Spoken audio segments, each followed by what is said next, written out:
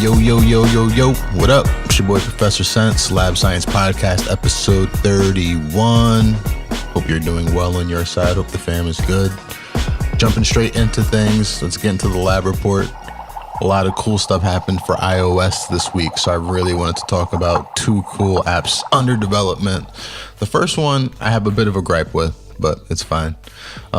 Reason, I love the company, Propellerhead, salutes to them. Their sound design game is amazing. But they released Reason Compact this week, which dropped for iOS. And before I get into the cool features, the naming, the titling of it, it's just misleading. It's not Reason. It's not it's not even close to being what you would consider in a Reason Compact package compared to what they've already put out on iOS. It's a stripped down synthesizer. It's the Europa synthesizer. They should call it that. The version that you get in your phone out of the bat is a demo version of that synthesizer. I wish they were kind of more forward about that, because I feel like if they were honest about what this thing was from the jump, you wouldn't have this weird resentment going into it. And it doesn't need it, because after you get past that, it's a really cool app. Like I mentioned, Propellerheads is known for really great sound design, and that's what you get out of the synthesizer. But you only get about 30 built-in sounds. Now, granted, you can tweak them a bit, but the full engine is going to cost you $10. Sound packs are going to cost you $1 each. And I would have preferred for them to just be honest and say, hey, this thing is $5, this thing is $10 out of the bat, before calling it a hybrid version of Reason that you have to kind of pay for add-ons on. I don't like that approach. Especially when you have something that, when you get past that side of it, is a really, really dope app. You got to give a lot of credit to the developers on this. The one thing that really sets it apart from other devices in this ballpark, it's sequencer. And the sequencer is kind of a gift and a curse. It runs top to bottom, and that combined with the touchscreen on the phone works really, really well. So I could see myself using the sequencer to control other iOS apps. So of course you can't. It's locked into the environment. You can use it to sequence your own sounds and the synth engine itself. But it would have been really cool to be able to either send MIDI in real time on my device and send that MIDI to other apps, or to just export MIDI, and then open that up into another DAW. I get what Reason is doing, what Propellerheads is doing. You can export, the project files out of the synthesizer into Reason. And I'm not a Reason user anymore. I used to use it way back in the day. So I'd love to hear if you're using the mobile version and are also a Reason DAW user. Let us know how they integrate when you export. But it would have been cool to see kind of like the same thing you get out of a Core Gadget, where you can just export and then get waveforms to go into whatever DAW you want. But the same thing with MIDI.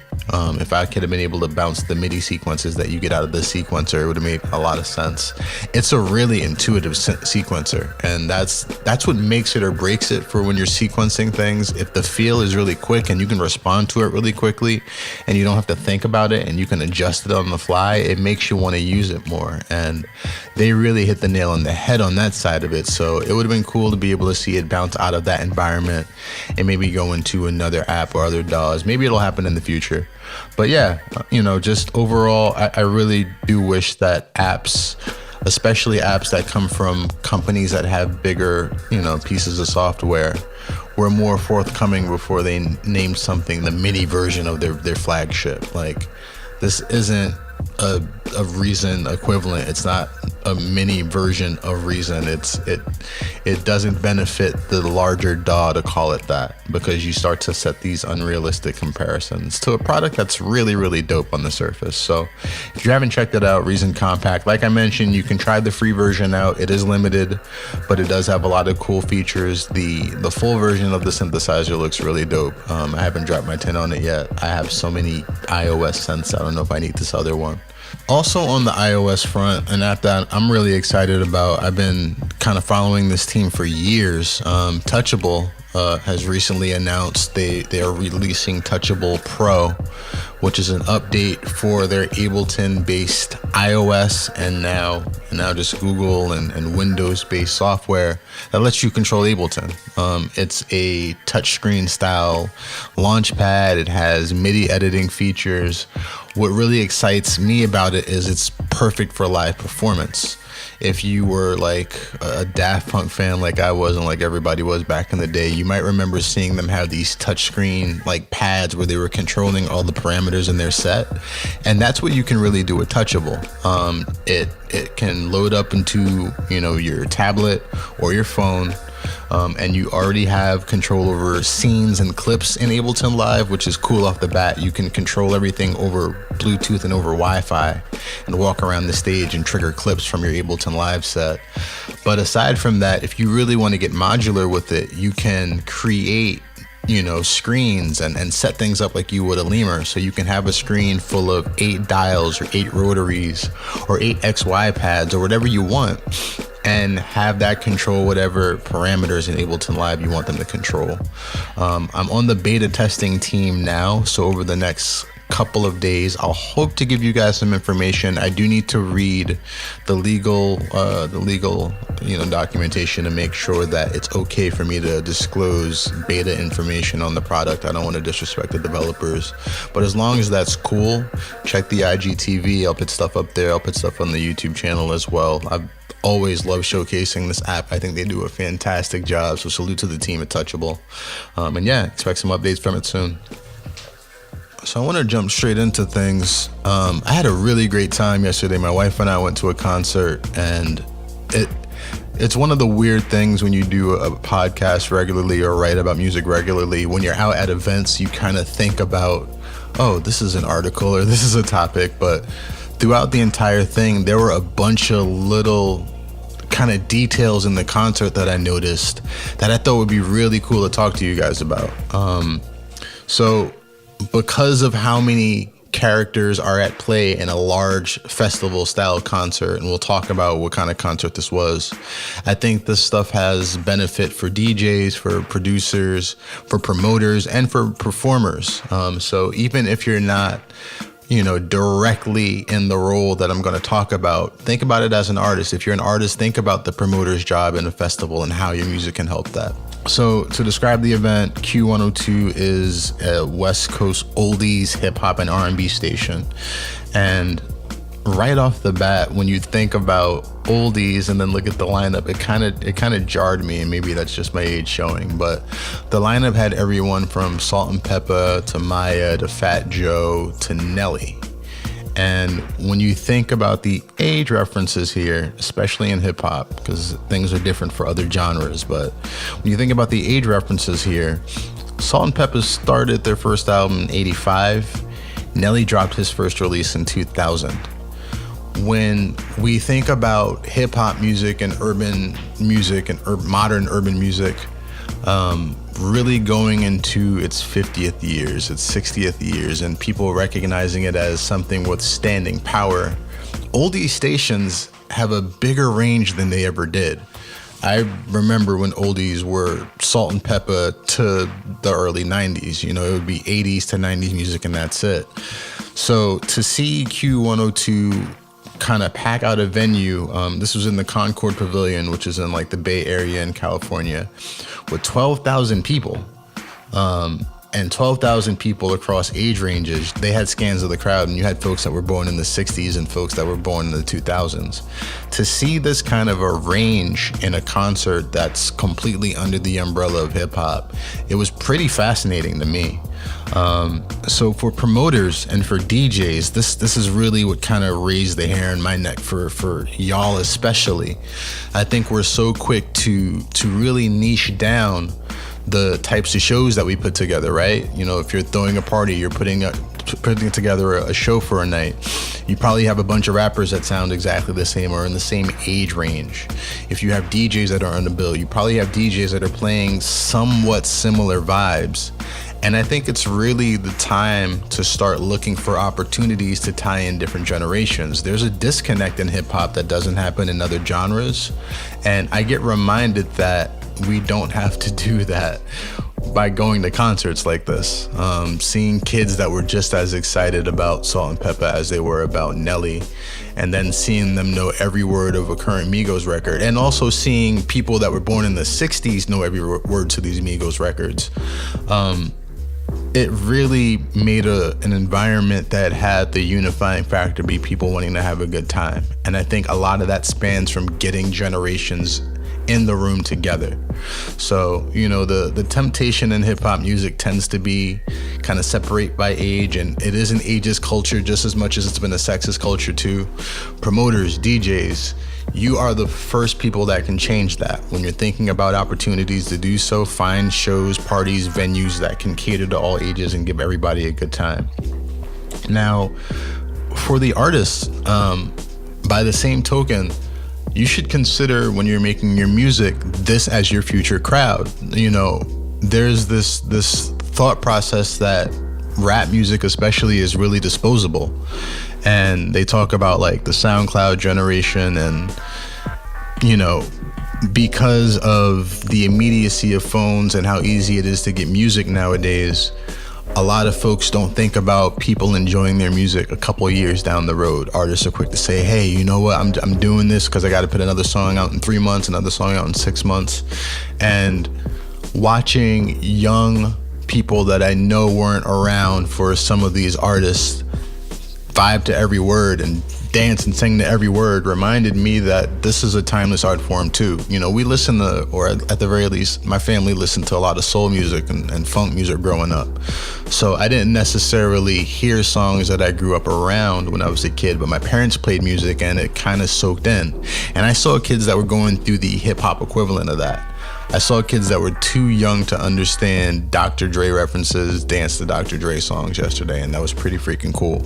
So when you're writing your music as an artist, as much as you might trend to what's current, really put an idea on what's timeless. If you're a rap fan and you've been a rap fan for a long time, think about those songs and those albums that really stuck with you. Keep those albums close, revisit those albums often. When I went out to Hawaii, that was one of the things that resonated with me. I went back to Dr. Dre's work and I was like, damn, there's so much I forgot about this that still resonates, that still hits hard.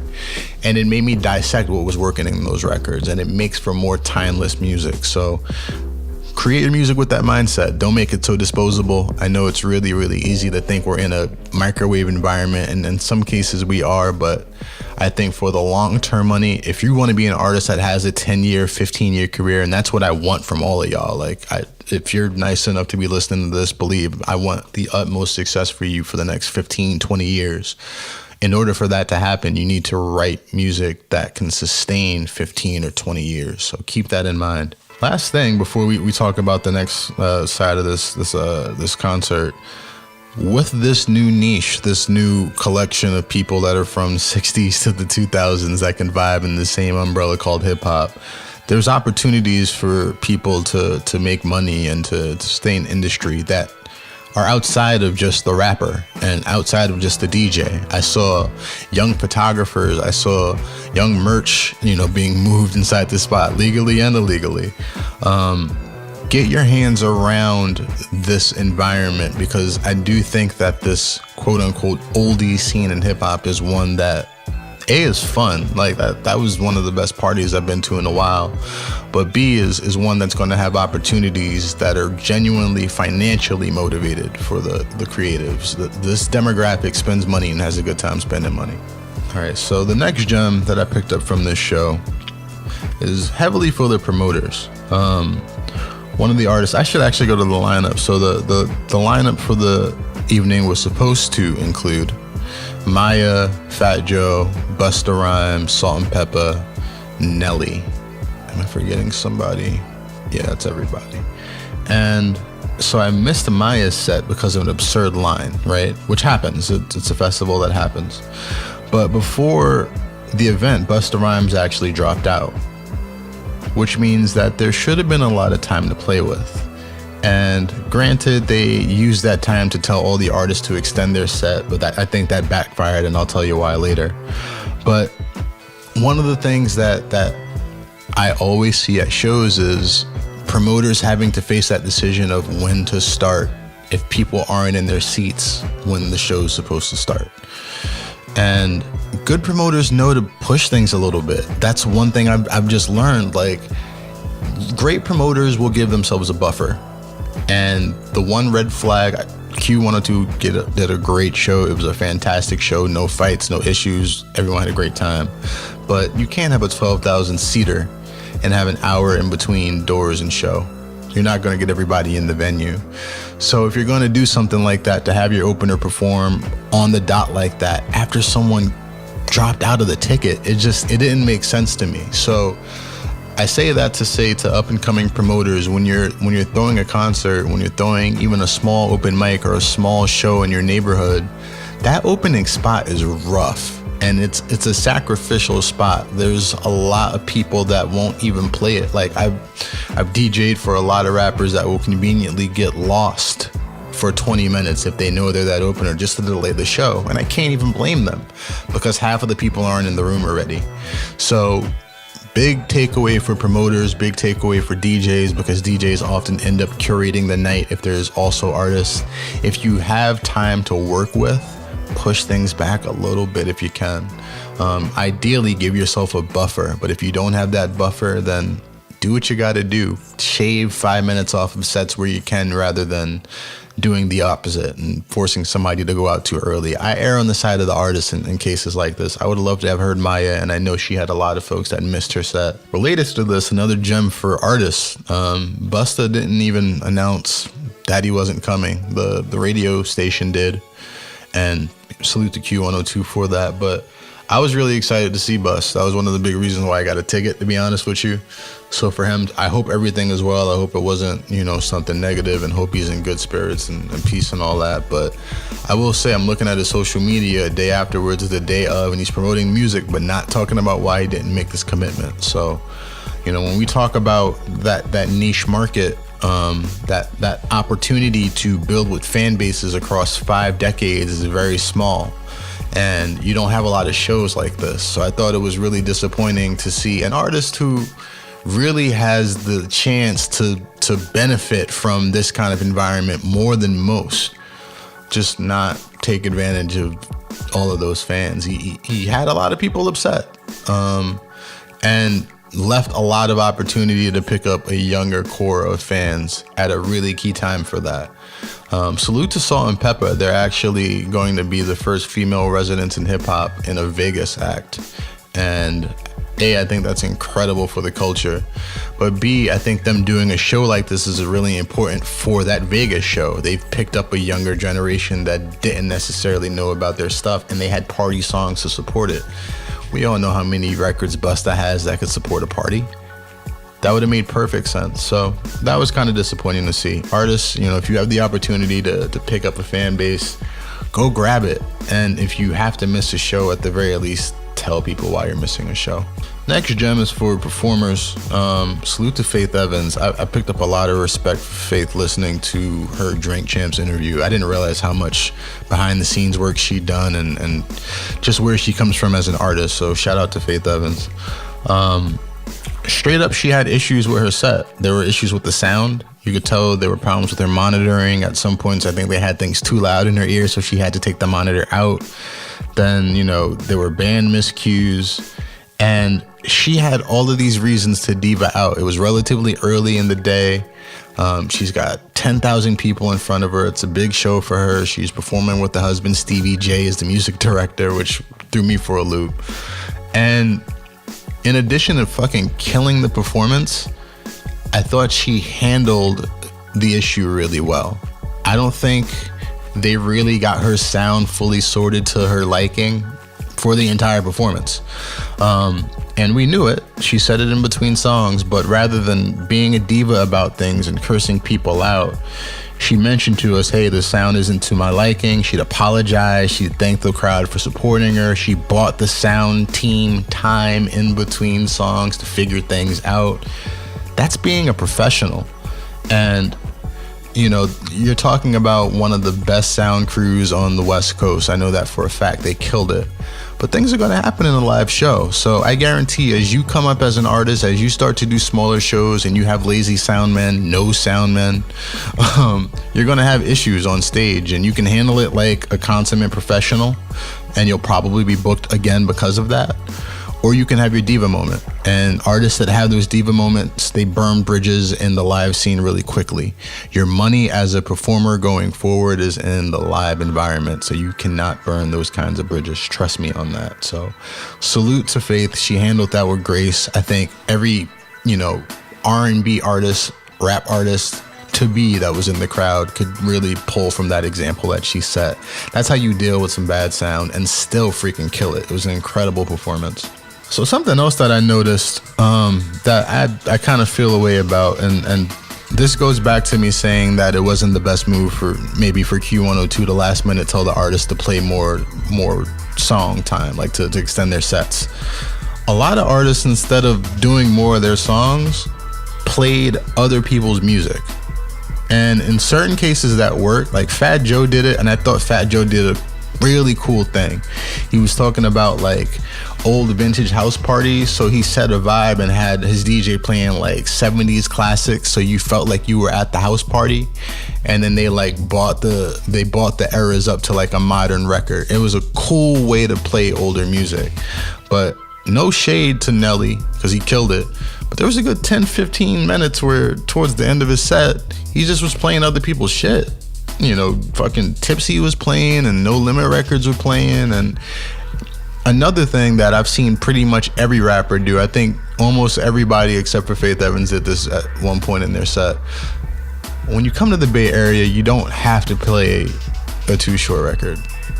You can, you know, it's fine if you do, but just know that the DJs that are there are probably doing that already. Everybody in the crowd's probably played Too Short earlier that day.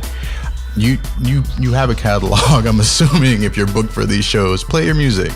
So like, anyway, I bring this up because it's a major gem for y'all. It's the time to publish your music properly, and it's the time to join a performance rights organization. You know, join a PRO, your ASCAPs, your BMIs, get your CSAC in order. Anytime in shows of this caliber that are thrown by, you know, a radio station, anytime these songs get played, when fucking Nelly played ASAP Ferg for whatever reason last night, Ferg gets money for that.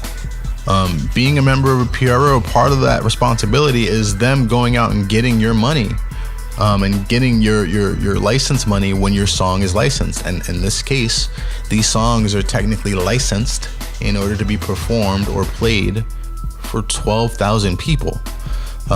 In the long run, if you guys, again, I want you to have that 20, 30, 40 year career off of your music. In the long run, if you get a song that hits and you're smart about your PRO ahead of time, and someone takes that song on the road and plays it, you know, when the Janet Jacksons play Cardi B when they're on the road, she's getting money for that. So there's no point for you to leave money on the table in your potential future hits. Join a PRO, publish your music properly. You can publish on DistroKid and at the very least have your legalities set. As far as I know, maybe he was backstage. I don't think so. I'm pretty sure Too Short wasn't in the building, but he got paid for almost every set last night just because his business is in order. Think about that for a second. So salute to Q102. The show was called Hot Summer Nights. I didn't mention that before.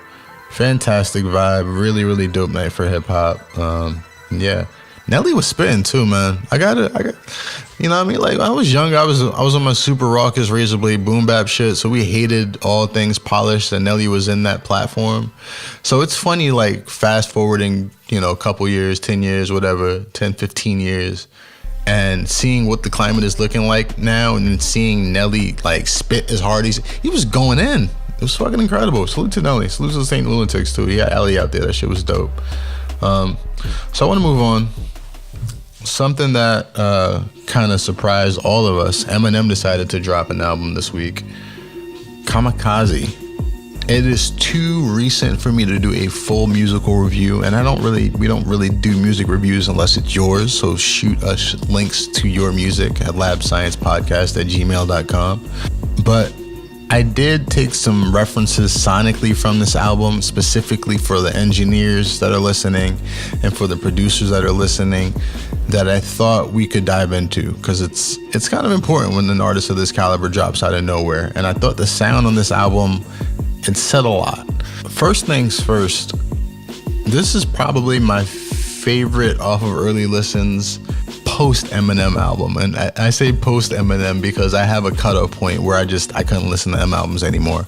I was a real big fan, and then after like the Eminem show, I couldn't do it anymore. So I always gave them a listen and gave them one listen, and that was that. This I can actually see revisiting a little bit more than other Eminem work. The mixes draw a lot more from modern trap references and the Atlanta sound than anything else he's done. I always thought he had a very different kind of mix that was a bit drier. I'm not going to say it came from like a rock sound, but it had a drier tone, and that was even in some of the Dre mixes, but especially in the more modern Eminem mixes. So this album sonically it was different to me. A lot of the production, a lot of the sound design choices in the production are pulling from that Atlanta sound, but it's a bit cleaner. You know, you still are, I'm presuming, are getting at the very least some Dre engineering here and some extremely high caliber engineering here that airs on the cleaner side. So it's cool to hear this best of both worlds approach to the mixes. The 808s sound punchy, but they're full. They're not as kind of Memphis sounding, if you will, or dirty sounding and distorted sounding as other 808s that you're hearing in trap, but they're still boomy. And I think that combined with the kind of voice that Eminem has really, really works. The vocals themselves on the album are drier than what you hear on The Landscape. You know, we're really knee deep into this reverb on everything kind of style of music, and vocals have been so washed in reverb and saturation lately that the first thing that I noticed when listening to a few songs was, damn, there's not a lot of verb going on here, and it really works well. One of the things that you have to be concerned about with reverb is if you're working with the rapper that is multisyllabic. That's a really tough SAT word. Or somebody that uses a lot of syllables, they have a really choppy flow, they're saying a lot. If you drown that vocal in reverb, it makes it way less clear. And M is doing what M does. It's rapid fire, staccato, So if they drowned M in the same kind of super heavy, lush, glittery reverb that Future gets, it wouldn't work. It would drown that vocal out. So I think that dry Landscape on his vocals really worked. I thought it sounded really cool against a trap background. I want to hear more of it. You know, I do think it's time to hear more, you know, that multisyllabic flow and that multisyllabic texture over the palette of like that Atlanta sound. I think that's why I like JID so much. He has that same kind of rapid fire approach, but it's over that Atlanta palette of sound. That shit sounds really, really dope. You know, you can't use reverb like I mentioned, but a way to get a little bit of the meeting in the middle here is to use delay. You know, so rather than putting a vocal through lush reverb, what they're using is a real slight delay, and it adds a little bit of air and a little bit of roominess and lushness. And then you can use like a tempo sync delay too to get more of a moved kind of lush effect. But I think that's a real nice way to approach vocals if you have a wordy rapper, or if you have a song that's really wordy and you tend to use a lot of reverb, kind of get rid of it and see where it sounds and go from there. I support us going back to drier mixes too, for what it's worth. I think you really show your work when you get the reverb out of the way. That's just kind of like a game genie. Like it just fixes everything. I think, you know, put your shit on the plate. Let's see how this meal really tastes. So mic choice and mic technique are super important when you're trying to make contrast, right? And M's voice has a brightness that we're used to, heavily because he uses the Sony C800G, which is one of the brightest high quality microphones you can record with. But because of its notoriety and because of its quality, it's a $9,000 mic. Most people can't afford this thing. So as I did more research on the mixing and the backstory behind some of these songs, I learned that the Slate virtual mic system, might as well call the song Lucky You an ad for their mic system. Lucky You, it's the song that was done with Joyner Lucas. It actually started with Joyner and his engineer Brian Eisner. And they confirmed that, like most other records that they start, Joyner recorded on the Slate virtual mic system. If you've never seen this thing, the virtual mic system it's $1,000. It includes a microphone and a preamp. You can buy the microphone on its own for I think $700. But ideally it works with the preamp because the preamp is super flat. And it's done by Slate Digital. These guys are known for doing great emulations of vintage hardware. They have a mic modeling system that emulates some of the most sought after microphones in the game. The Neumann collection and this Sony C800G that Eminem so frequently uses. So granted, it's not a Shure 58, it's not a $150 mic. You're still spending $1,000 for this system, but it's something that, Joyner and his engineer have used in most of their recordings, and it works really well. Now, I compare Joyner's vocals to M's, and in terms of quality, I actually like Joyner's a little more. They sound like they benefit from the same brightness. They have that same top end.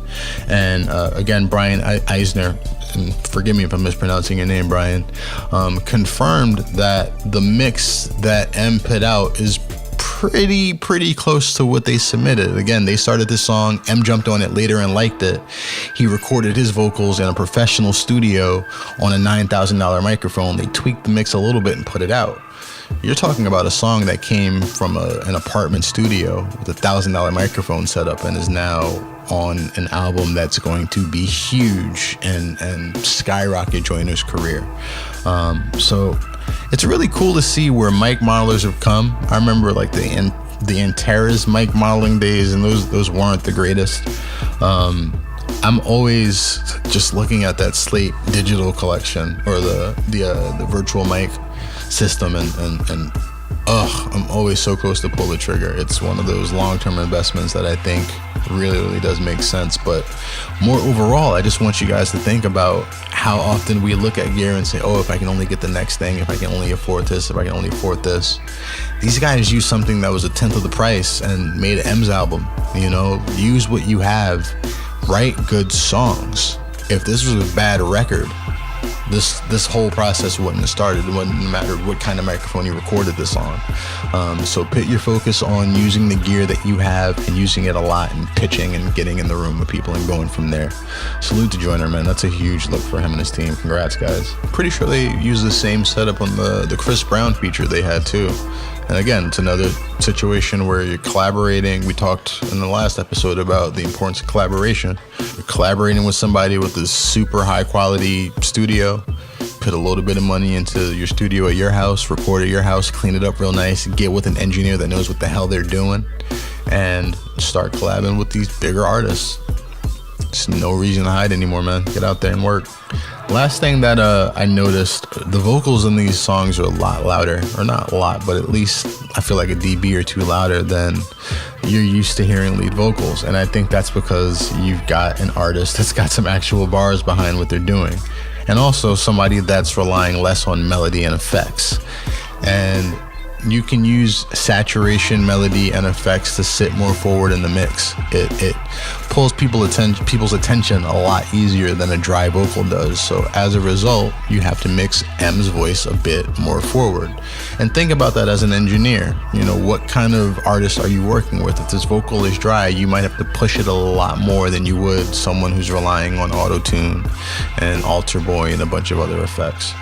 But yeah, overall, I like the album. I gotta say, I was a bit pleasantly surprised. I have not been the biggest fan of M's recent releases, and this one, there was some fluff towards the end, but overall I thought it was pretty damn good.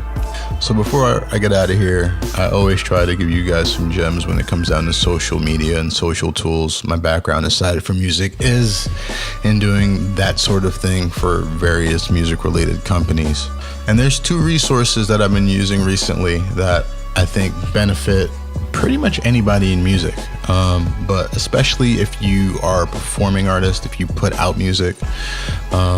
These two things, they're pretty easy. They're both free, but I think they have a lot of great gains. So the first one I want to talk about is a platform within a platform. ToneDen is the parent platform, which is a marketing resource that has a lot of cool features for artists. You can go to ToneDen and see info on that. But specifically, one of their core features that I've been using is a free feature called FanLink.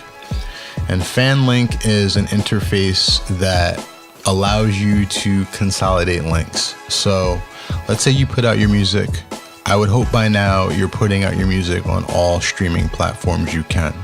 As long as you don't have any copyright issues, you should be on Apple Music, on Spotify, on Tidal, on YouTube, on everything, etc. Because you don't know what people have, right? Then you have to promote your music. You got to put up links on Twitter and on Facebook. You don't want to have 7 or 8 links for all the different streaming platforms that you have your music available on. Especially on Twitter, you're going to run out of characters. So FanLink allows you to consolidate as many of these links as you need to. You put all of the different streaming platforms into one link. Your user clicks it. They see an icon of the streaming service of their choice. They click that and they go. I really, really love the clean interface that FanLink uses. It's not a sponsored post, by the way. It's just super resourceful. And there's no reason why you shouldn't have your music distributed through something like DistroKid and available through all the streaming platforms, because most people have at the very least one. But why hedge your bets on just one? Don't just put an Apple Music link up. Don't just put a Tidal link up. And don't put 20 links up throughout the day of the different resources. You know, if you're going to do multiple posts per day, you should have all options available in all of those posts. So again, ToneDen is the overall, you have to sign in for a ToneDen account. It's free to use. FanLink is one of the free features, amongst many others. It's a really cool resource. Check it out. Let me know if you're using anything from it. The other app is going to be a little bit more obvious, and that's Local. Local is an app that's put together by Facebook. I know, Facebook. Whatever. They have a lot of information, that's fine. But it's a cool app because it basically collects local shows, local events, parties, things that are going on in your scene, and it allows you to search. It basically takes like that local event section of Facebook and puts it in a really handy resource. And the reason why I think it's super beneficial for artists is because it can show you open mics, it can show you meetups, it can show you places to find other artists and people to communicate and pitch your music to in the flesh.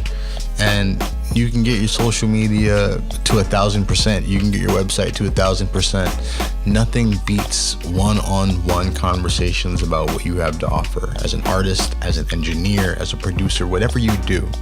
If you can get in a room with other people that are recipients of that kind of thought, you have a better chance at doing business with them. And Local's great for that. I think the next wave of the music generation and the people that are really the movers and shakers are going to be the ones that reject the internet completely. And I think it's kind of ironic, but these are the kind of tools that are going to allow things like that to happen. So that's it for this week, guys. Check out our IGTV. We're going to go over, this whole new concept or recent concept and trend of rappers recording to 2 tracks. And I'm going to go over a couple of plugins that'll show you how to get over mixing in that kind of environment. It's really hard to get vocals to stand up over an instrumental when you don't have the stems, but there's some really cool tools from companies like Waves and FabFilter that can help you get around that. So we'll have that on IGTV in a couple of days. If you have any questions, comments, or concerns, don't hesitate to shoot me an email, labsciencepodcast@gmail.com. Until next time, Professor Sick to the Sense. Peace and love.